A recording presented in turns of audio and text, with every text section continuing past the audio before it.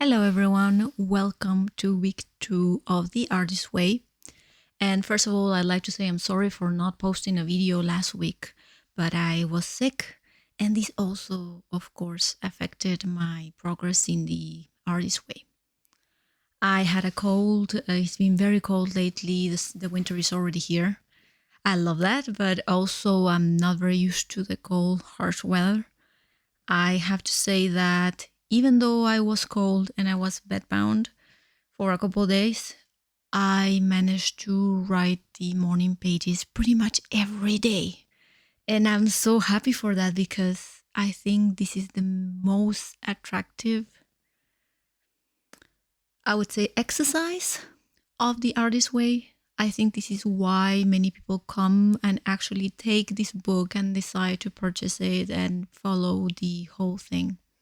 I'm going to show you just a little bit. Basically, this is the notebook that I bought last time.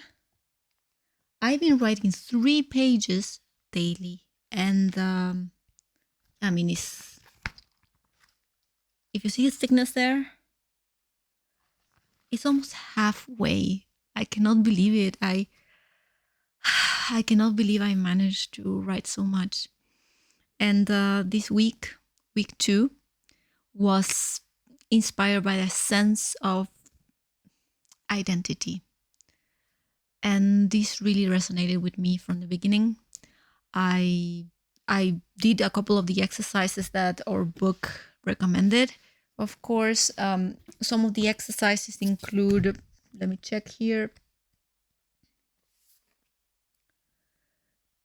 Some of the exercises include getting kind of rid. I don't know if getting rid, but actually getting away from people that don't add up that much to your life and actually push you into a place of not being creative. I think this was the hardest exercise for me because there are many friends that I love very much, but I do notice that their energy exhausts my creativity. I think that in order for me to thrive, I should be surrounded by people that spark my creativity. And even by saying this, even by just mentioning this thought, I already feel like I'm selfish. And this shouldn't be. I think that society mainly make us feel selfish because we want this, and I feel it's only fair to keep people in our inner circle that actually provide some the best, bring out the best in ourselves. And I think this was the hardest thing for me. Also, situations. I've noticed that many situations make me feel uncreative. I think that the most important one would be, for example, commuting for some reason feels very uncreative for me. I know that I cannot not commute, but it feels very, my mind is completely in blank when I'm on the bus, on the tram, or whatever it is that I'm going. So that's also very interesting. Another exercise that I liked a lot was the imaginary lives. And I think I've been doing these imaginary lives for quite a while. I've been doing this ever since I was a child. I remembered, for instance, that when I was 9, maybe a little bit older or around that age, I used to do taekwondo. I loved it a lot. And I imagined that someday I would be some type of taekwondo master, that I would have a black belt. And I loved imagining that. I remember entertaining myself with the thought of becoming a taekwondo master when I grew up and being like Jackie Chan or something like that. I just loved the idea that this could be me one day. And I remember that I found in this magazine that you could write like an exercise of manifestation. I was a little girl and I was already into this stuff. Was to write a letter to your best friend from the future. And I do remember very clearly that I wrote a letter to my best friend from London, because in my mind I was living in London, that I was a black belt, that I was in a contest or like as a championship, something like that. And I wrote a letter to her. And I'm pretty sure if I go back to my house, I can still find it. And I had completely forgotten about this. So in my mind, I already did that work when I was a kid. So that was one of my imaginary lives, becoming a black belt and maybe living abroad or moving around and going from championship to championship. It would be amazing to be able to do that. And yeah, another imaginary life that I had was also related to one of my best friends. A neighbor that I had, his family was from Lebanon, but he was born in Chile, like me.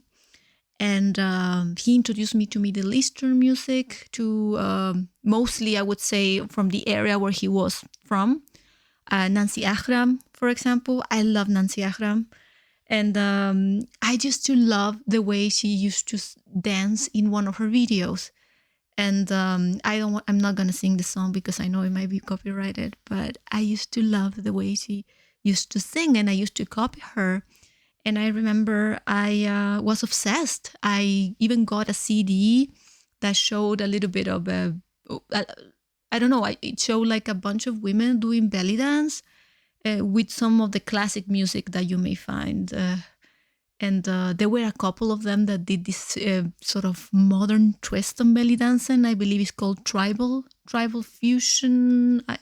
This is what I read, at least in the CD that I had back then, in my DVD player that I had back then. And I was hypnotized. I was copying all the steps. And in my mind, I imagined that I would grow up and I would be a dancer. And yeah, what would my life be if I had become a belly dancer? I thought about that.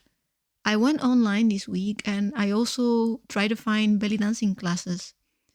I think this is something that I would like to do maybe in the future. I contacted a couple of people, and this really made me feel like I was giving a gift to that kid that once had that dream. I even remember watching a movie. I believe it was a French movie. So if you know the name, please tell me, because I've been on the lookout for this movie since I was 11 or something. It was about a French woman that was a ballerina dancer, but in the end she decided to become a belly dancer, and she traveled to Egypt to train with someone, and eventually many bad things happened to her there. But she still became a good dancer and respectable, and everybody knew her. And I used to like this movie a lot. I remember watching it a couple times in a TV channel back then. I just thought, wow, if I had become that dancer right now, I would probably be traveling the world and dancing again. And another one of my dreams was to become an actress. I remember an actress, and I remember for a time I tried. I auditioned for the Royal Speech and Drama Academy, something in London at some point when they were doing auditions back in Chile. I had no money to pay for it, but I just had to do it. And I remember being in a sort of pilot episode of something. It did work a little bit, but back then I used to think that maybe if I just moved from my country, I would be able to really become an actress or something like that. And I had completely forgotten about this dream by the time I actually moved away and I came here to Germany. I just had forgotten about this. And I think that maybe I should give everything that has to do with the camera a try. I mean, this is what I'm doing at the moment, and I enjoy it a lot. I enjoy talking about my journey. I enjoy talking about all these things. I feel just so honest in front of the camera.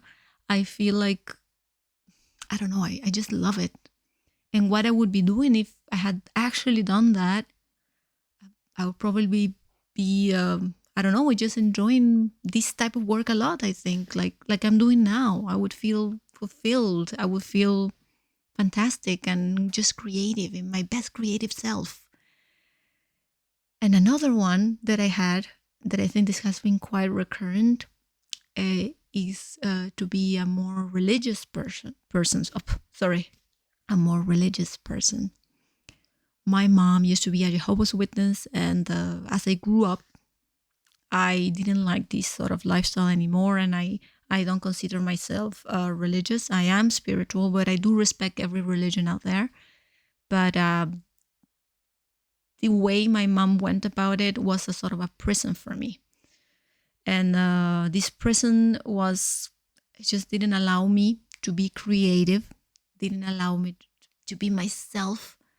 And I feel like if I had been a good girl, if I had followed everything that they have laid out for me, if my life had been different right now, I would probably be very religious. And this is something that I've thought about before. And I would probably be a little bit more pure in my soul, I guess. I don't know how to describe it because I don't think I'm a pure person. I think I'm I'm an experienced person. And I feel like a lot of the experiences that I've had before, maybe they're not the best. I suffered a lot in my life. And I think that maybe have stuck to being religious, I wouldn't have suffered that much. And it was really touching for me to see that. It was just really touching to know that maybe I would have become a completely different person. But with all of these imaginary lives, I feel like the life that I'm living right now is the best one. All of the lives of Camila of the multiverse, I feel this is the one that it has been given to me, and I'm thankful. And I'm thankful that I can do the artist way right now, that I can grab this fantastic book and give it a try. And I'm also grateful that I had been able to have so much experience in life, because nobody, I mean, not nobody, I mean, not anybody gets to live in different countries and gets to live in different realities like I have done. I'm very thankful for that. I think this is something from my identity. I've discovered that I'm a person with experience from different things, and that I'm thankful. I think this is the sense of identity I've recovered this week number 2. And another thing also that caught my attention from the exercises was that we should write 10 things that we would like to do. And I didn't do this precisely. I guess that I did it with my morning pages because I read everything there. I mean, no order. And I love the chaos there. And I feel like there's only one thing that I really want to do. I want to do many things, but there's only one thing that I really want to do, and that's this. I want to be in front of the camera. I want to be behind the camera. I just want to be involved with any type of thing that involves videos. I like it. I enjoy it. I feel alive. I feel like this is meant for me. And even now saying this thing, I have in my mind that this is crazy. I feel like I sound arrogant. I don't know why, but I think this is probably the conditioning that we have from a lot of years and years. At least in my country, we are taught to be humble. And I feel like it's uncomfortable for me just to say that I want to be in front of the camera, that I want to do this, that I want to be part of this. But I say it anyways. And I hope that someday I don't feel like a little bit uncomfortable saying it. But the morning pages have helped a lot. And another thing that has also helped me, the morning pages is more than just writing in the morning. It's like psychoanalyzing yourself every day as soon as you wake up. So the morning pages are not just, okay, the things that you have to do and the exercises and just mindlessly writing. It's just a whole psychoanalysis, and I feel like having conversations with my higher self. You can call it God, because I know that the book talks a lot about God and the concept of God. You can call it the higher self. I feel more comfortable calling it my higher self. And I feel like I almost have conversations with my higher self every day. For example, I feel like every day I write about the same thing. Every day I write that I have to do this. I have to do YouTube. And it gets so in my face that I cannot help it, that is not only a creative tool, I realize, it's also a productivity tool. You write about something that you want to do or that you have to do so much that eventually you have no choice because you get sick of yourself. This is the way I see it. It is something extra as well. And another thing that I do write a lot in my morning pages are my dreams. I dream every day, and every day when I wake up, I write about my dream and I analyze it myself with the help, hand in hand there, with the help of my higher self. And yeah, I just realized a lot that I'm a person that is very creative. I have a lot of creativity within me. I'm bursting with creativity. I don't have lack of ideas, and that's a very good thing. And that's something that I discovered with the artist way. Another thing that I discovered is that I relieve a lot of my past trauma sometimes on my dreams, and I don't analyze it that much. I just let it be. And now because of the morning pages, I'm doing this. I'm analyzing them, and I'm giving myself some time for myself. I am giving myself some time to think about my own mind and to get to know myself. That in the end, I think is one of the most important things, because we are born alone and we are going to die alone. That's the truth of it. As for my artist date, it was a little bit difficult for me this week because, as you know, I was sick. So I started to think, like, what can I really do to to have a moment for myself? And I decided to watch a movie that used to be one of my favorites when I was younger, and that is the Mist of Avalon. Because when I was younger, and I guess now as well, I was really into paganism, and they recommended this movie. I know, for example, that there have been a lot of things said about the author, and I don't want to say okay, we have to separate the author from the work, but I do feel like the author was a bad person that was involved in some bad things. I know this thing, but I also know that the author is no longer alive, and that I'm trying to remember the story the way I saw it for the first time, when I used to like it that much. Because for me, this story in particular, just speaking about the story, it touched something within me, some feeling of awe that I always feel with things spiritual. And by rewatching it again with older eyes, with a different perspective, I realized that even though I'm not a religious person, and that I have a sort of I don't know if a trauma, but for me, religion is a little bit like a topic that I'm not very comfortable with, I can still be spiritual. I can still choose my type of spirituality. And it was beautiful.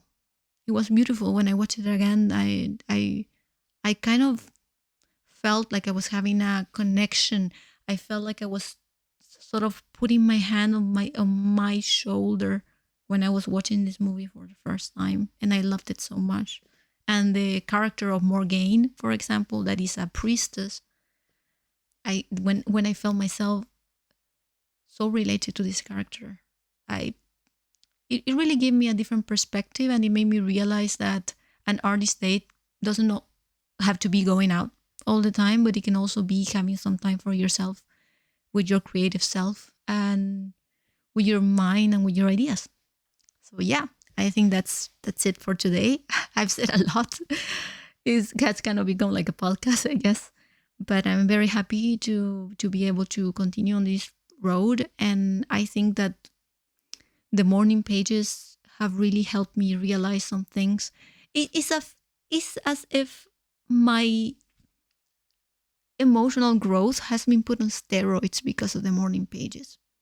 I used to have journals before in the past, but there's a difference with writing as soon as you wake up, and with having conversations with your higher self, with God, or with the goddess, or the universe, the source, however you want to call it. It feels as if you're not alone. It feels like You are an instrument of perfection, because art is perfection. Even though it's imperfect, it, it is perfect. Imperfection is perfect. And we are tools for this. We are tools for the expressions of the universe. That's what I felt. So, everyone, that's it for today. I hope you enjoy my yapping.